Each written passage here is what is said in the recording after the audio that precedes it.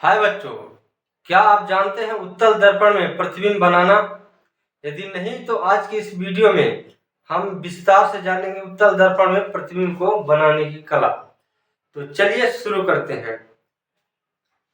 सबसे पहले कि मैं आपको बता दूं कि उत्तल दर्पण के बारे में मैंने पिछली वीडियो में बता रखा है। यदि आपने नहीं देखा है तो वहां से जाकर देख लीजिए। यहाँ हम डायरेक्ट उत्तल दर्पण प्रतिबिंब को बनाने को सीखते हैं, ठीक है। तो सबसे पहले की बात करते हैं उत्तल दर्पण। हमारे जो ये गोला कांच होता है, इसके आधे भाग में उत्तल दर्पण एक टुकड़े को अवतल, और ये हम उत्तल दर्पण को देखेंगे, ठीक है। क्योंकि इसके आंतरिक भाग में रचित होता है किसके, उत्तल दर्पण की, ठीक है। तो चलिए यहाँ पर मैं पहले तो उत्तल दर्पण बनाता हूँ, ठीक है। देखिए, सबसे पहला काम आपको क्या करना है। सबसे पहला काम आपका है कि यहां से सीधा हम उत्तल दर्पण को पहले तो बनाएंगे, हाँ। ये अब ये उत्तल दर्पण हम पढ़ रहे हैं, है ना। तो इसके आंतरिक भाग में क्या होगा, आंतरिक भाग में क्या होता है, पॉलिश होता है। आंतरिक भाग में पॉलिश होता है, क्योंकि इसकी परिभाषा में खुद लिखा होता है, ठीक। इसका परिभाषा मैंने पिछली वीडियो में तो विस्तार से बताया है, भौकाल वीडियो, लेकिन फिर से आपको इसके परिभाषा में बताता हूँ। उत्तल दर्पण या किसी खोखले कांच की ऐसी भाग होती है जिसके आंतरिक भाग रचित या पॉलिश होता है, और उसके बाहरी भाग में जो होता है वो परावर्तक सतह होता है, ठीक। ये क्या होता है, हमारा उत्तल दर्पण होता है, ठीक है। तो हम यहाँ आज क्या बता रहे हैं, प्रतिबिंब को बनाना, ठीक। तो ये हमने क्या कर लिया, उत्तल दर्पण ले लिया, ठीक। अब पहले यहाँ पर सीधा एक बिंदु की लाइन खींचते हैं, ठीक है। ये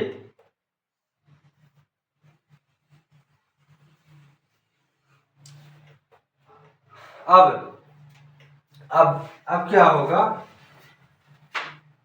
यहां पर हमारा हो जाएगा फोकस बिंदु, या फोकस बिंदु को किससे दर्शाते हैं, एफ से दर्शाते हैं, ठीक है। और यहीं पर हमारा हो जाएगा क्या, वक्रता केंद्र। वक्रता केंद्र को किससे दर्शाते हैं, सी से दर्शाते हैं। और सबसे अंतिम में क्या होता है, मुख्य अक्ष। मुख्य अक्ष, मुख्य अक्ष, है ना। तो इतना आपको बात समझ में आई होगी, ठीक। जो भी डाउट लगे आप कमेंट कर सकते हैं, ठीक। अब क्योंकि हम यहाँ पर उत्तल दर्पण को पढ़ रहे हैं, क्या, उत्तल दर्पण, ठीक। तो इसके दोनों साइड हमें लिखना पड़ेगा। फोकस बिंदु इस साइड भी होता है मेरे बच्चे, या, और यहाँ पर हो जाएगा क्या, वक्रता केंद्र, ठीक। ये है ना। और यहाँ पर आपका क्या हो जाएगा, पी। अब मैं आपको अब उदाहरण के माध्यम से समझा रहा हूं, है ना। यदि किसी उत्तल दर्पण में, देखिएगा, किसी उत्तल दर्पण में यदि वस्तु सी व अनंत के मध्य स्थित है तो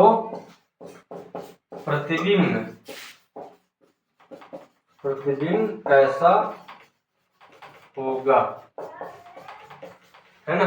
ये यदि यहाँ पर ये वक्रता केंद्र जो होता है, वक्रता केंद्र के आगे हमारा क्या होता है, अनंत होता है। ठीक, वक्रता केंद्र के आगे हमारा क्या होता है, अनंत होता है। तो ये बोल क्या रहा है, ये उदाहरण से मैं आपको समझाने की प्रयास कर रहा हूँ, बिल्कुल ध्यान से देखिए। किसी उत्तल दर्पण में यदि वस्तु सी व अनंत के मध्य स्थित है, ठीक, तो उसका प्रतिबिंब कैसा होगा। ठीक है, ये बोल रहा है किसी उत्तल दर्पण, ये उत्तल दर्पण है, में यदि वस्तु, कोई भी वस्तु हो गया, सी, ये सी है आपका वक्रता केंद्र, और अनंत के मध्य, ये आपका मध्य, एक वस्तु को हमने खड़ा कर दिया, है ना, वस्तु के मध्य स्थित है, तो उसका प्रतिबिंब कैसा बनेगा, ये बोल रहा है। अब हम इसका प्रतिबिंब बना रहे हैं। ठीक,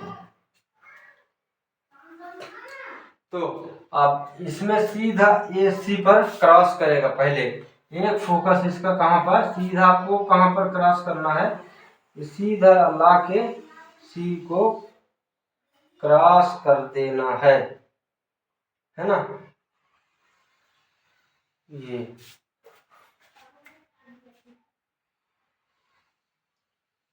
एक यहां से पार होगा। ठीक, ये अब दूसरा फोकस इसका लेंस पर टकराएगा, यहाँ पर आपको सीधा सा करना है, ये है ना, और इसके टकराने के बाद ये कहां पर जाएगा, बाहर की ओर इसका परावर्तित होगा इधर।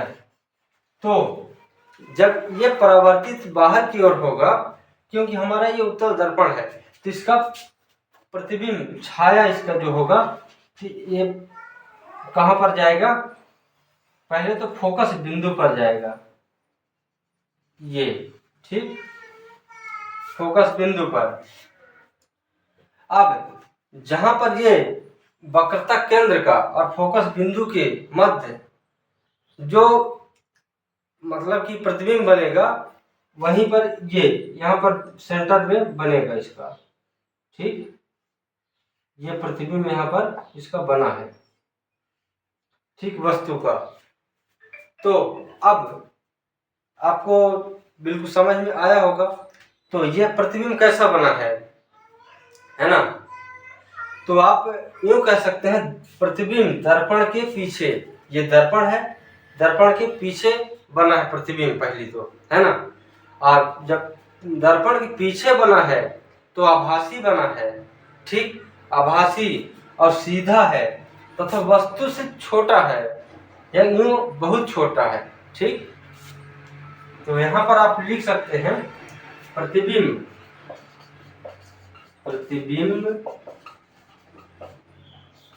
दर्पण के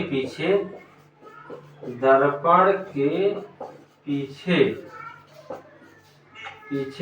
आभासी, पीछे है तो आभासी, ठीक, आभासी, सीधा तथा वस्तु से छोटा